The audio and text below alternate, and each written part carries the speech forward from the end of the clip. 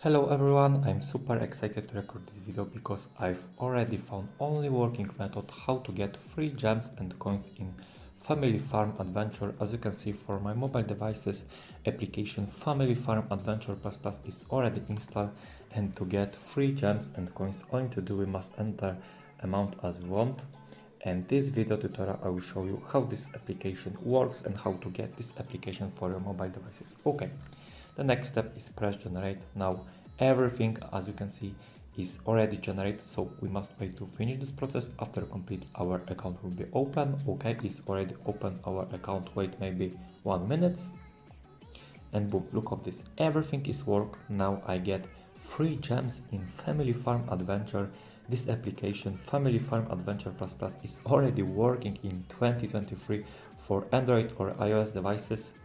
So how to get this application for your mobile devices for Android or iOS?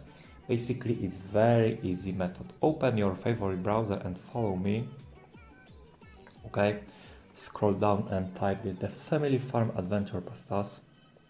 Press install. Now we must wait to finish this process. After complete, Family Farm Adventure Plus Plus will be installed for our mobile devices.